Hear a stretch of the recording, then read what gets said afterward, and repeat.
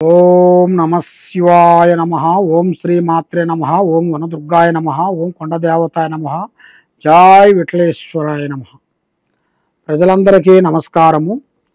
2025 November మాసం తులరాశి. ఈ తులరాశిలో ఉండవలసిన వాళ్ళందరికీ అదృష్టము, జీవితము, లలాటకము, యోగము, నక్షత్రము, స్థానబలము, పూజ బలం.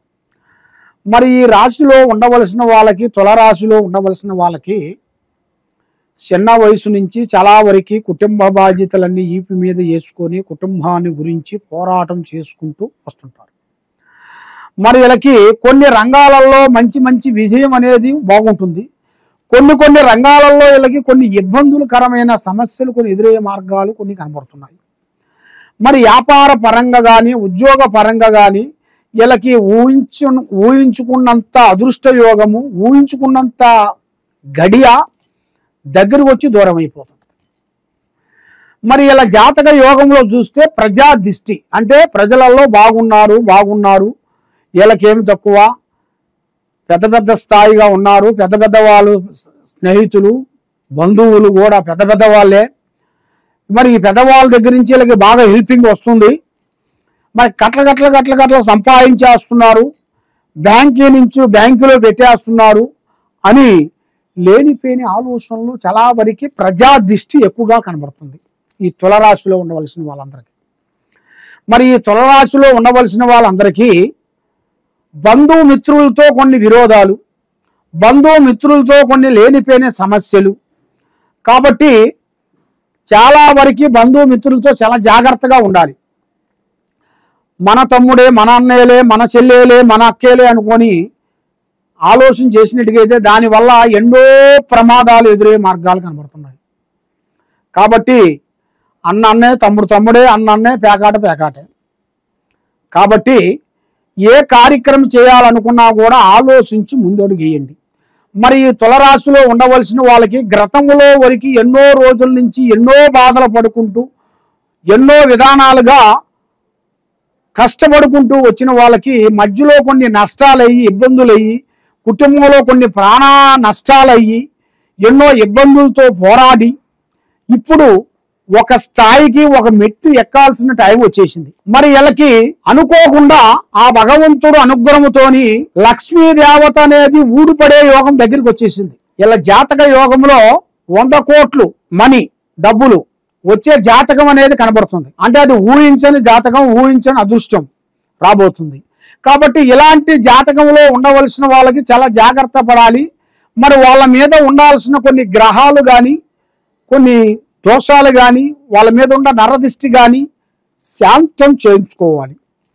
మరి విద్య పరంగా చూసుకుంటే చదువు విధంలో కూడా చాలా వరకు విద్యలో కూడా అనుకున్న విద్యని కంప్లీట్ చేస్తారు. మరి ఏ కార్యక్రమం చేసినా, ఏ పని అనుకున్నా కూడా పెద్ద స్థాయిగా ఎదగాల్సిన యోగం అనేది ఇలా జాతకంలో చాలా వరకు కనబడుతుంది. విద్యారంగంలో విజయము. మరి కుటుంబ పరంగా కొంచెం ఆలోచించి అడుగేయండి. దానివల్ల కొంచెం అడుగైపోకుండా ఇటుకైతే కొంచెం అశ్రద్ధగా మీరు పాటించినట్టుకైతే దానివల్ల ఎన్నో ప్రమాదాలు ఎదురయ్యే మార్గాలు కొన్ని ఉన్నాయి. కాబట్టి మీ ఇంట్లో నరఘోష, నరదిష్టి ఎక్కువగా కనబడుతుంది. మరి ఆ నరదిష్టి, నరఘోష వలన ఏ కార్యక్రమం చేసినా, ఏ పని అనుకున్నా కూడా విజయవంతం కాకోకుండా ఒక పని అనుకుంటే ఇంకోటి అనుకుంటే ఇంకోటి, అలాంటి సమస్యలు మీకు ఎదురవుతున్నాయి. ఇలాంటి సమస్యల వల్ల మీకు మనశ్శాంతి లేకోకుండా బాధపడుతూ ఉన్నారా? మరి మీ జాతక యోగంలో చూసుకుంటే ప్రేమ సమస్య, మీరు ఊహించుకున్నట్టుగా మీరు అనుకున్నది ఒకటి ఫెయిల్ అయిపోయినా కూడా వచ్చే రెండోది కూడా మంచి అద్భుతంగా, అనుకూలంగా, విజయవంతంగా వచ్చే మార్గాలు ఉన్నాయి.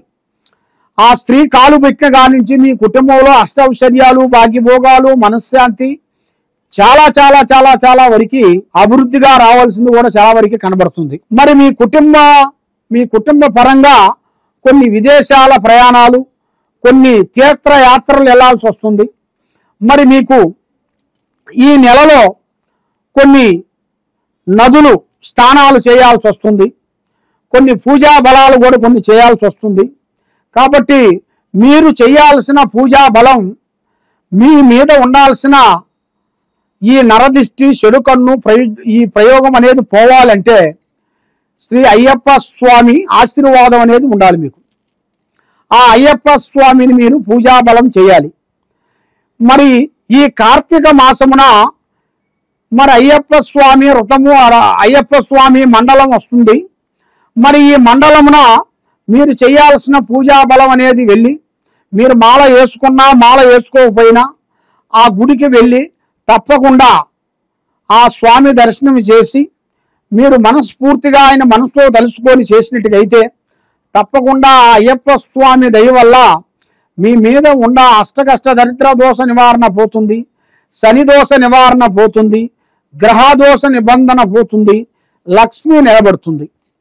మరి మీరు ఏ కార్యక్రమం అనుకున్నా, ఏది చేయాలనుకున్నా కూడా భార్యాభర్తల మధ్యలో కొన్ని వైవాహిక జీవితంలో కూడా కొన్ని సమస్యలు ఎదురొచ్చే మార్గాలు కొన్ని ఉన్నాయి.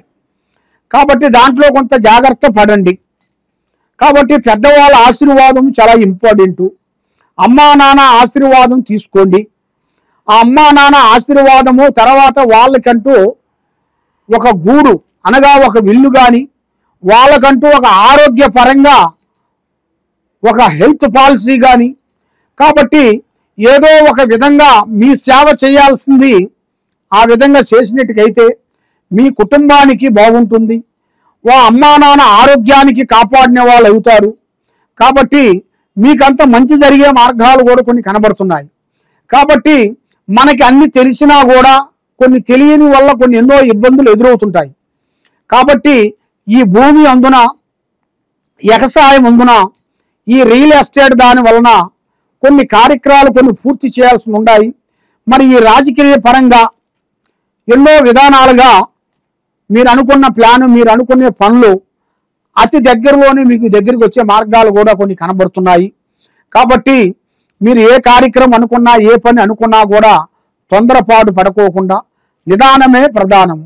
కాబట్టి మీరు ఎక్కువగా నవగ్రహాలు చుట్టూ తిరిగి రావాలి. 9 వారాలు శనివారం 9 వారాలు నవగ్రహాలు చుట్టూ తిరిగి ఆ నవగ్రహాలకి మీరు శాంతం చేసినట్టుగైతే మీ మీద ఉండాల్సిన అష్టకష్ట దరిద్ర దోషం అనేది పోతుంది, ఆరోగ్యాలు బాగుంటాయి, మనసు బాగుంటుంది, చేసే కార్యక్రమాలు అభివృద్ధి అయ్యే మార్గాలు ఉన్నాయి.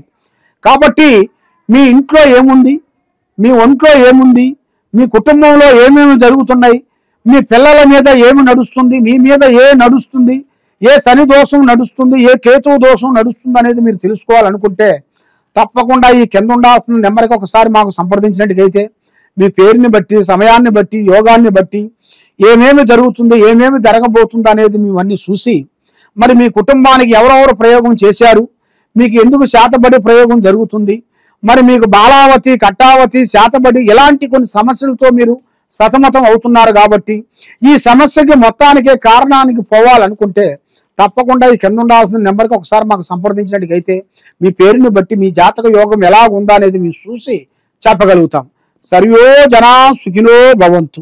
ఓం నమః శివాయ నమః.